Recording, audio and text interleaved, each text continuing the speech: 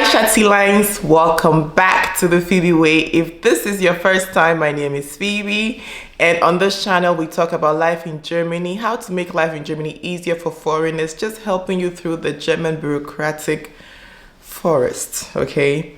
So as tradition demands, every month we come and discuss the legal updates, things that you should know as a foreigner living in Germany, and we try to explain them.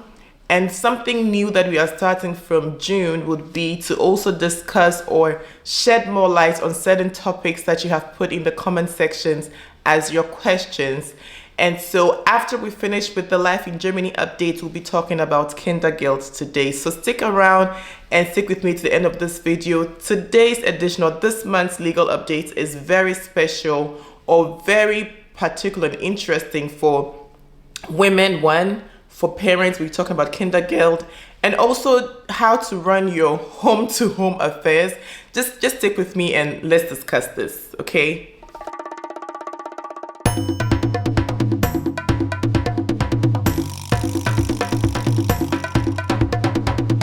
One important change that has happened since May, this is from last month, but that's fine, we missed last month, so let me just say it from May 2025, is the new rules on waste sorting or waste separation, especially when it comes to the organic waste, Bio Müll. Now, if you've lived in Germany long enough, you know that Germans do not play with their recycling rules with Mülltrennung, that's how we call it, Mülltrennung, Biomüll, Restmüll, Papier, Verpackungsmüll, also known as gelber Sack, okay? And since May, if you actually go against the sorting of organic waste, like adding things that should not be in the organic waste bag, you are going to be in trouble, okay? First of all, there used to be these plastic bags that you could put the organic waste in. Not anymore. I personally used to have this as my Bio Müll Tüte. It's quite small. You don't need much since you have to be going probably every second day to put it in the Mülltonne. That's what I used to have. This is not allowed anymore, even though they claim it's dekompostierbar, biologisch abbaubar, Kunststoffbeutel. They won't take it if they find your Biomüll in such things. You are supposed to be using the paper ones. And I got this, or rather my brother got this from me from Aldi, and this is what I've been using since I got back from vacation. So this is what you should be using now, the paper ones, okay? Please pay attention to what you put in your Biomüll, because if you fail to do that, they might refuse to take your Biomüll, as in the can, the big can with them, the Mülltonne. They might refuse to take it with them, and or you'll be fined up to 2,500 euros.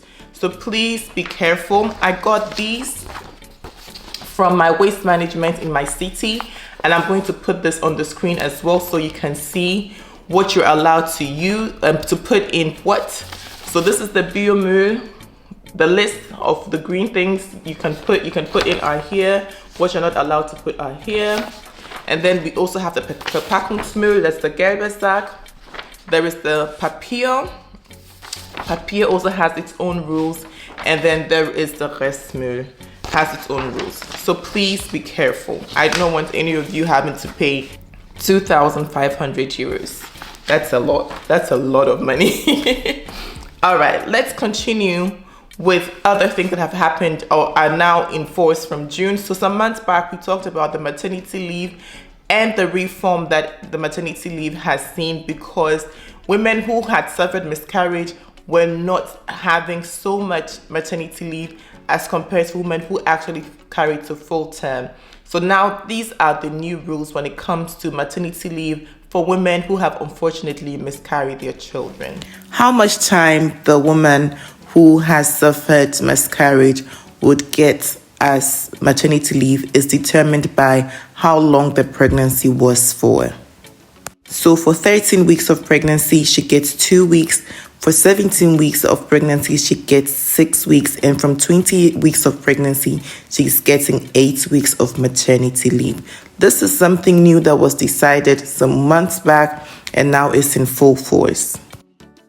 In line with the EU rules, there are also going to be new rules for smartphone producers or smartphone manufacturers, because they are supposed to make sure that the phones that they are going to manufacture in the future have better quality. So these are the things that the EU has set out for smartphone producers or manufacturers, and this, because Germany is part of the EU, it also applies to the country Germany.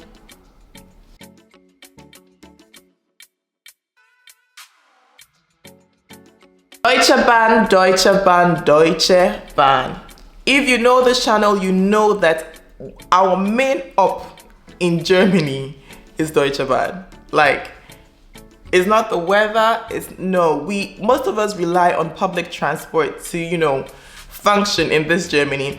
And so if DeutscheBahn decides to be late, if DeutscheBahn decides to increase the prices without us seeing an increment or a betterment of service, then we are not happy. And it seems that some of y'all have stopped using the DeutscheBahn, and so DeutscheBahn has been forced to reduce prices, because from their reports of the first quarter, the first 2 quarters of the year, the trains have not been full the way they expected them to go. So if you are going to be taking long distance traveling or long distance trains, if you plan to do, for example, Berlin to Stuttgart, Frankfurt to Berlin, or just you need to be using the Fernverkehr, as in the long distance trains, then make sure that you book on time, because tickets are going to be as low as 13 euros, right? So keep that in mind. Go on there, and they also intend to bring in cheaper tickets for young people up to, I believe, 27 years of age. So please, since summer holidays are about to start, for example, in Bavaria, I believe Bavaria's summer holiday starts June 27th. So please look out for the train tickets and buy your train tickets, the cheaper ones, as soon as possible. Talking about DeutscheBahn, Flixtrain is also giving them a hard time now, because they have also ordered new trains from the Spanish manufacturer. They are saying that they want to expand their fleet in Germany, so we can be looking at competition for DeutscheBahn from Flixtrain. I've had a journey from Stuttgart to Berlin with Flixtrain before, and they were on time. So this is what you can look out for as well. If you do not want to go with DeutscheBahn, you can also look into traveling with Flixtrain. But that is that on DeutscheBahn. No, that is actually not everything.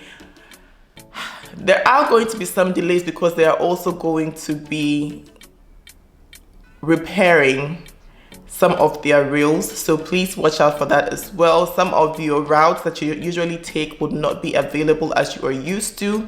So yes, that is that on DeutscheBahn. Now let's come to the very current week we are in. So as you're watching this video, it's going to be live on the 1st of June.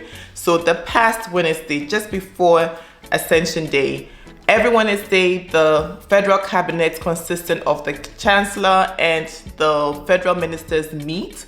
And the last meeting that they had, they were able to decide, or they passed the bills that they want to introduce to the Bundestag, being the legislative unit of the Federal Republic of Germany. So these 2 bills concern migration. How? The first bill is the one that aims to make it more difficult for people who have been given subsidiary protection to bring their families to join them. So family reunification for people with subsidiary protection is supposed to be suspended. I'll be bringing you the details. You're going to be following this bill closely. This is part of the coalition agreement that they had, and we talked about this in one of our previous videos. So I'm going to put the link right here and also put the thumbnail here so you can check it out on the channel. This is part of the coalition contracts that they had, a coalition agreement that they had. The next thing that they also agreed to bring to the Bundestag was, or is, the cancellation of the turbo track option for naturalization. Since last year June, it has been possible for people who have shown exceptional integration into the German system to naturalize after 3 years, and this is what we call the turbo track, right? Now, Mr. Merz promised that when he becomes chancellor, this is not going to be happening anymore. So the Minister of Interior, being Mr. Dobrindt, he also brought it into the cabinet, and they agreed that they are going to forward this to the Bundestag for the Bundestag to vote on. And these are the two things. So people with subsidiary protection. So subsidiary protection is for someone who has applied for asylum, for example, but did not get protection, did not get refugee protection, or did not get asylum protection. So the next level would have been the subsidiary protection. And these people they aim for these people not to be able to bring their family to Germany after they have been granted protection. When it comes to the naturalization for people who have shown exceptional integration skills, these are people who are engaged in voluntary work, who are paying back their dues to the German society, and they are like, 3 years is not enough. If somebody says after 3 years that they have C1 and they are working in Vereine or clubs that are giving back to society, such a person is as good as any German walking on the street to me. And these people are usually the highly qualified professionals, because for someone to ace through the German school system or the German language and get C1 after 1 year, 2 years, or 3 years, that person usually has a lot of contacts with Germans or is doing a highly qualified job. So if you say that, it means it sounds like a contradiction to saying we want to attract highly qualified or highly skilled workers. You get it? But that's that. These are the updates. Now let's talk about kindergeld. So one of the comments that I got, one of the questions I got was, Phoebe, who gets kindergeld? Personally, I've gotten kindergeld before because I grew up in Germany. I came to Germany when I was 12 years old. So usually a child who is growing up in Germany is eligible for kindergeld. That is it. So your parents are here, you are a child, you are here, then your child gets kindergeld. If you are a parent and your children are not in Germany, you have children in back home, usually your children would not get kindergeld. That is the basic thing, okay? How much is kindergeld? My time it was, I think, 180, 185, then it came to 190, and now every parent is getting 255 regardless of how many kids you had.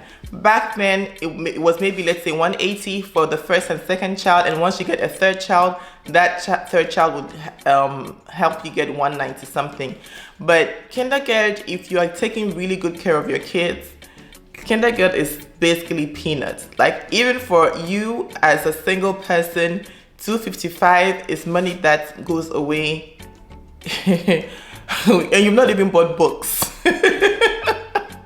You've not bought books, you've not bought makeup, you've not bought clothes. It's just the food. And when you have kids, it's not the kind of food you buy for your kids are the ones that are even the expensive ones. Children's clothes in Germany are expensive. It's men's clothes and children's clothes. Like, for me, they are really expensive. Thanks to Primark, things are a bit easier now.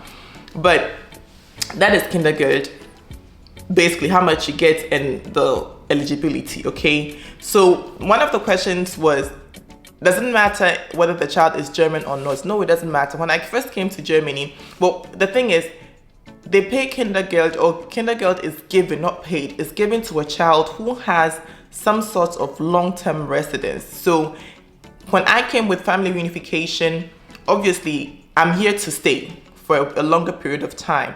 So then you get kindergeld. A child that comes with a tourist visa is not a child that is coming here to stay for a longer period of time. So that child will not be eligible for kindergeld. I hope you get that.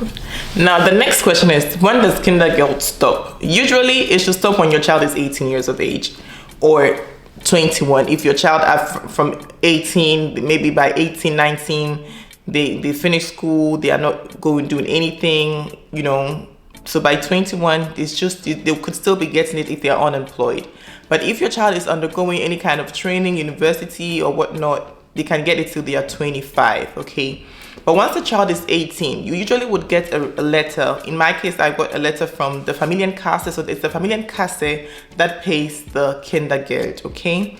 So they would send you a letter and ask you, hey, young lady, young man, what are you doing? Then you would fill the forms and tell them what you're doing. You also give them, I believe, the Schulbescheinigung, so you give them certificates from your school to show that you are still enrolled or whatever, and then they would pay the money to your parents. In my case, I let them pay it to my mom. So that was it. And after 18, your child also gets to sign to confirm what they're saying is true. Okay, so you, the parents, without your child's cooperation, you usually wouldn't get a kindergeld when your child is above 18.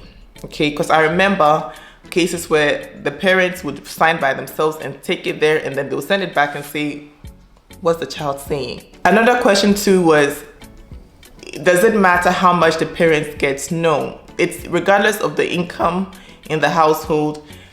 The rich are getting kindergeld, the financially weaker parents are also getting kindergeld. So it is for the child to get the basic amenities. This is why I'm saying that if you're taking good care of your child, kindergeld is peanuts. It doesn't do much, okay? It's just supposed to, support you a little bit, just hold you by the waist.